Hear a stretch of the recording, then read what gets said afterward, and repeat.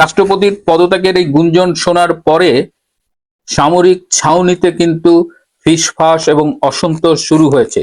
তারাও এই বিষয়টি পছন্দ করছে না।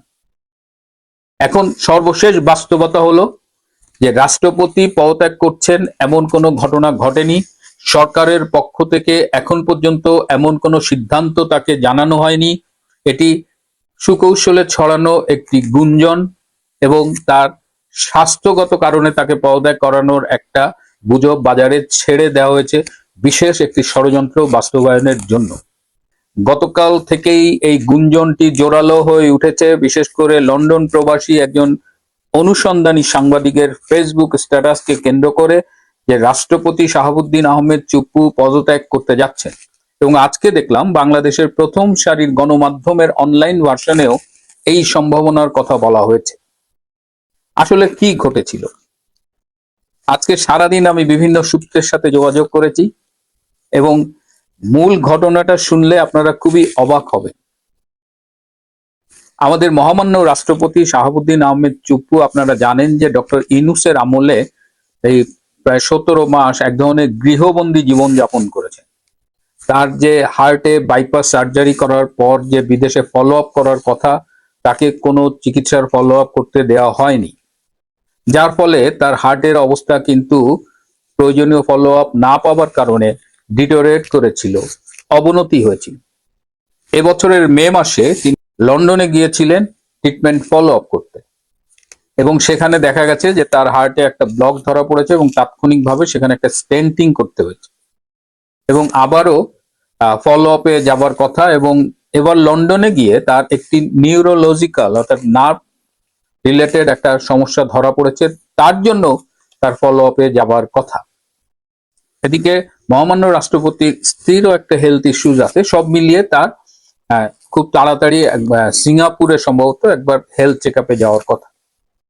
তো এই যে হেলথ চেক আপে যেতে হবে, ফলো আপে যেতে হবে, এটা নিয়ে আলাপ করবার জন্য মহামান্য রাষ্ট্রপতি আমাদের স্বরাষ্ট্রমন্ত্রী সালাউদ্দিন আহমেদের কাছে ফোন করেছিলেন এবং ফোন করে কথা প্রসঙ্গে তিনি বলেছেন যে ইউনূসের আমলে তার পর্যাপ্ত ট্রিটমেন্ট হয়নি, ফলো আপ হয়নি, যে কারণে তার শরীরটা বেশ খারাপ হয়েছে, হার্টের অবস্থা খারাপ হয়েছে, নতুন করে নার্ভের সমস্যা ধরা পড়েছে।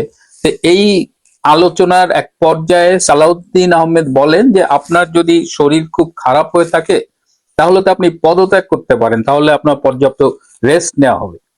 ব্যাস এটুকুই। এখান থেকেই কিন্তু ডালপালা মিলেছে যে রাষ্ট্রপতি পদত্যাগ করতে যাচ্ছেন, স্বাস্থ্যগত কারণ দেখিয়ে পদত্যাগ করতে যাচ্ছেন। আপনারা এবার লিঙ্কটা খুঁজে পেলেন? কারা এটি রটাচ্ছে যে রাষ্ট্রপতি পদত্যাগ করবেন? এই সালাউদ্দিন আহমেদ বিদেশে সেই অনুসন্ধানী সাংবাদিক যিনি কোনো একটা মহলের হয়ে কাজ করেন, পাকিস্তানি গোয়েন্দা সংস্থা আইএসআই, জামাত, এনসিপি, বর্তমান প্রধানমন্ত্রীর সামরিক উপদেষ্টা ডক্টর ব্রিগেডিয়ার অবসরপ্রাপ্ত শামসুল ইসলাম এবং এসএসএফ এর বর্তমান মহাপরিচালক মিস্টার সামাদ, এদের একটা চক্র এই সামান্য ফোন আলাপটাকে ফুলিয়ে ফাঁপিয়ে একটা গুজব বাজারে ছেড়েছে যে বাংলাদেশের রাষ্ট্রপতি পদত্যাগ করতে যাচ্ছে। এমনও বলা হচ্ছে যে সরকার চাপ দিয়েছে যে আপনি স্বাস্থ্যগত কারণ দেখিয়ে পদত্যাগ করেন।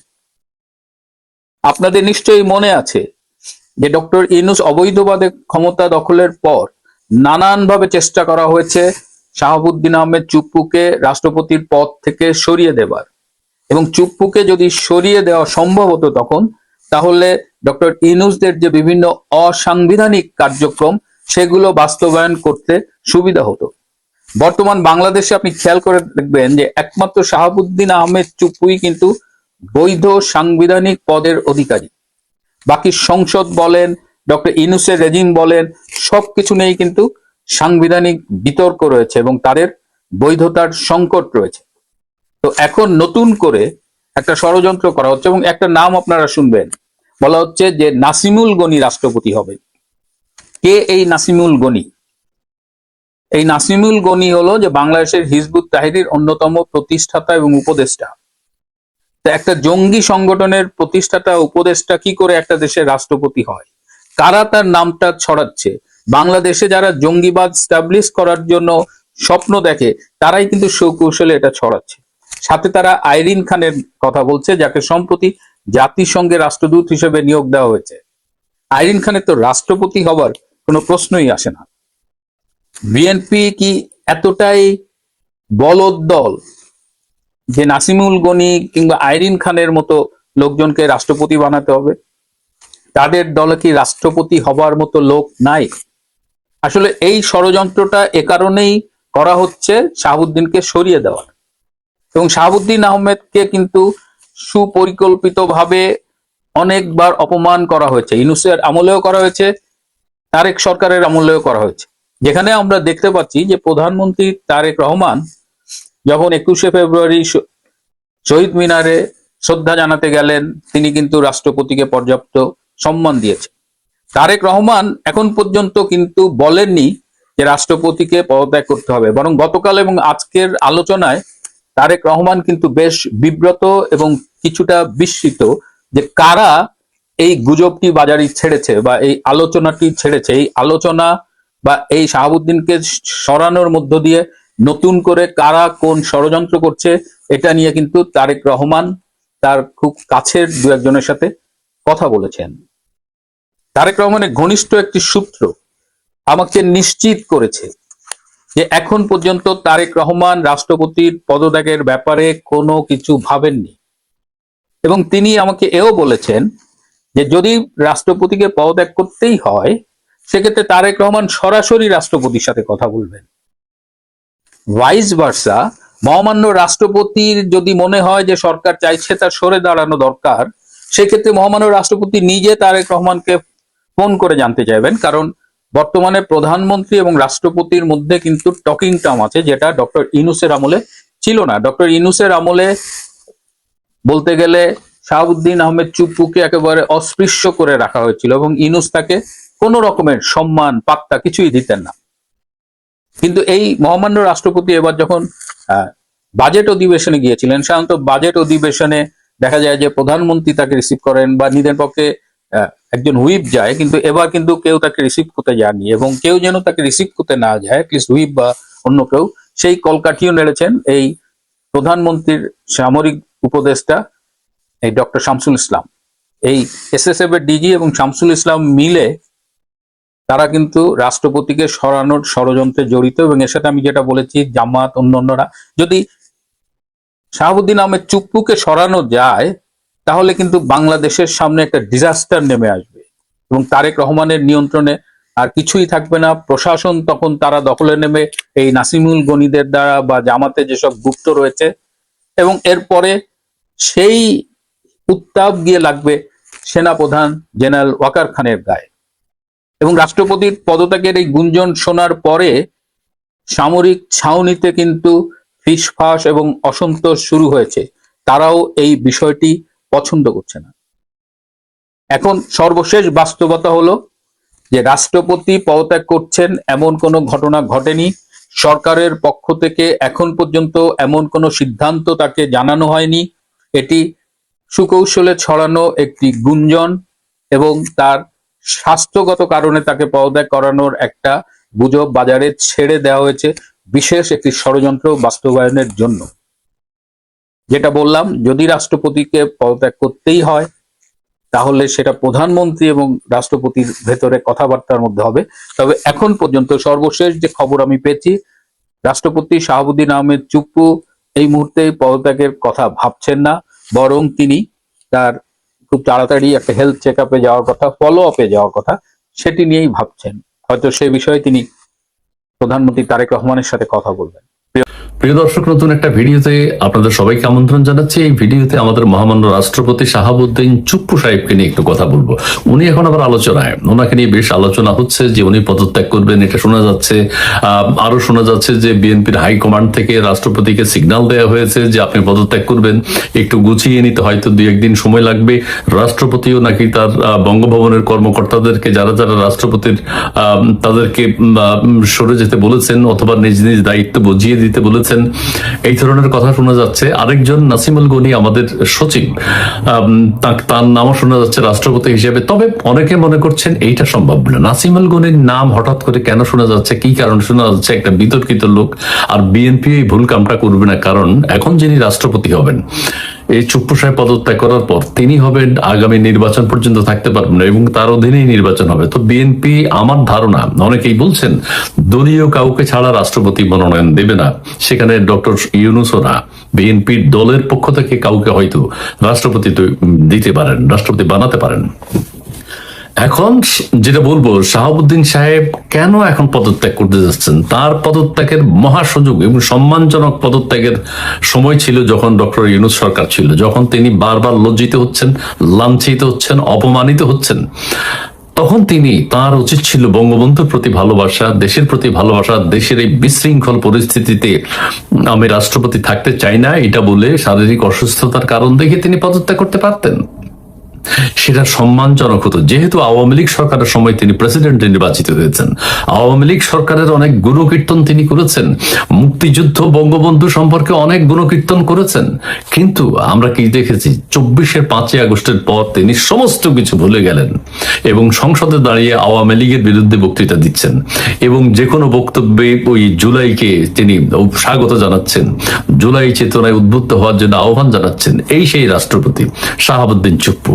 সেই একটা সময় চলে গেল পদত্যাগের, ডক্টর ইউনূসের সময়, সেটা তিনি করেননি। তার মানে তিনি সেটা মেনে নিয়েছেন এবং তিনি তার যে অপমানজনক কথাগুলো বলেছেন, যে তাকে অপমান করা হয়েছে, সম্পূর্ণ তার ব্যক্তিগত, রাষ্ট্রের জনগণের কোনো কারণ নেই, কোনো কারণে তাকে অপমানিত করা হয়নি। তিনি কি কারণে অপমান বোধ করেছেন, এটা খুব দুঃখজনক এবং লজ্জার। একজন প্রেসিডেন্ট এগুলো কিভাবে বলতে পারেন?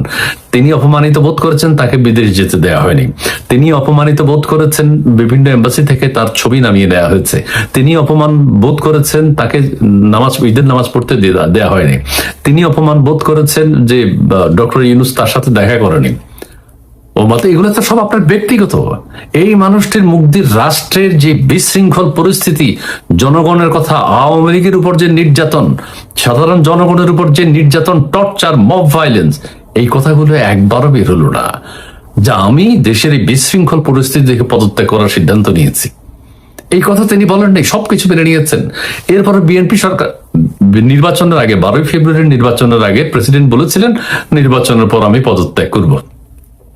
সেটাও তার জন্য সম্মানজনক হতো যে বিএনপি চাইবে তাদের একজন দলীয় কোনো ব্যক্তিকে রাষ্ট্রপতি করবেন, এটা অত্যন্ত স্বাভাবিক।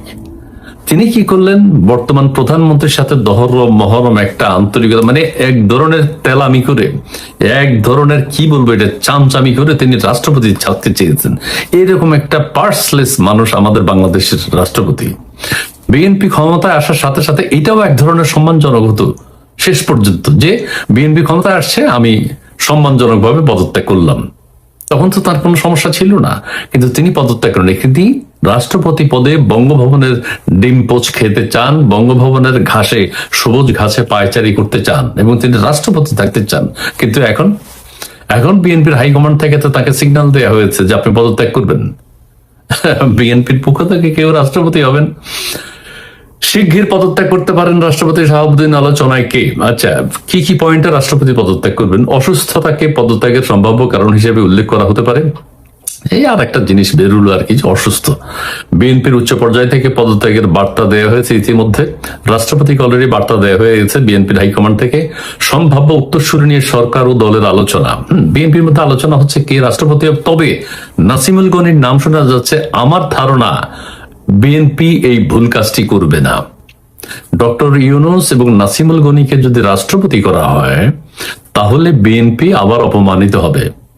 ঠিক আছে, পদশূন্য হলে স্পিকার সাময়িক দায়িত্ব পালন করবেন, 90 দিনের মধ্যে সংসদ সদস্যদের ভোটে রাষ্ট্রপতি নির্বাচিত হবেন। ঠিক আছে, রাষ্ট্রপতি শাহাবুদ্দিন শারীরিক অসুস্থতার কারণে দেখিয়ে পদত্যাগ করতে পারেন। আচ্ছা ঠিক আছে, অসুস্থ থেকে পদত্যাগের কারণ হিসেবে দেখাবে। আমি যে কথাগুলো এখন বলছি, যে রাষ্ট্রপতি তার পার্সোনালিটি হারিয়েছেন, তার কোনো ব্যক্তিত্ব নেই। এখন তাকে যদি বলা হয় আপনি তারেক রহমানের সাথে একেবারে গোপনে কোলাকুলি করে মাপ চাইয়ে বলেন যে আমার আর কয়েকদিনের জন্য সুযোগ দাও, সেটা রাষ্ট্রপতি রাজি হবেন। এখন তিনি এতদিন বলছেন না, এটা একটা লজ্জাজনক ব্যাপার যে বিএনপি ক্ষমতায় এসছে, আমার কেউ নেই। এই পর্যায়ে বিএনপির কেউ রাষ্ট্রপতি হলে সেটা বিএনপির জন্য ভালো, আমার জন্য ভালো। আমি এখন তাকে তো পদত্যাগ করতে হবেই। পদত্যাগ করতে হবে কোন সময়? যখন রাষ্ট্রপতির আর মিনিমাম কোনো সম্মান কোনো পক্ষের তার প্রতি কোনো সম্মান নাই, বিএনপির পক্ষ থেকে তার কোনো সম্মান নাই। এনসিপি তো আছেই, রাষ্ট্রপতিকে খেয়ে ফেলবে, খাইয়া ভালামো সব সময় হইতেছে, কিন্তু এখন চুপ করে আছে। আবার আওয়ামী লীগের প্রতি ওনার যে বিশ্বাসযোগ্যতা, যে কারণে ওনাকে রাষ্ট্রপতি বানানো হয়েছে, বিন্দু মাত্র আওয়ামী লীগের নেতা কর্মীদের কোনো ভালোবাসা শ্রদ্ধা রাষ্ট্রপতি শাহাবুদ্দিন চুপুর প্রতি নাই। তিনি তার সব হারিয়েছেন। হাই কমান্ডার আছে কিনা আমি জানি না, কিন্তু থাকলে কেন থাকবে? এই রাষ্ট্রপতি দেশের গণতন্ত্র, দেশের আওয়ামী লীগ সরকারের সময় তিনি প্রেসিডেন্ট হয়েছেন। তিনি কেন হয়েছেন? তিনি যদি এত অনষ্ট হতেন, তিনি আওয়ামী লীগ সরকারের সময় প্রেসিডেন্ট হতেন না। কেন হতে গেলেন?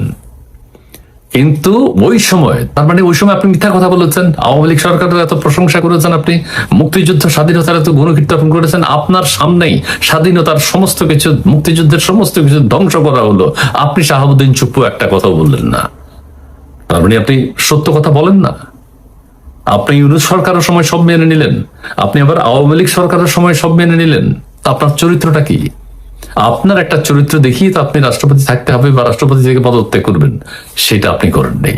সেই হচ্ছেন আপনি শাহাবুদ্দিন চুপ্পু।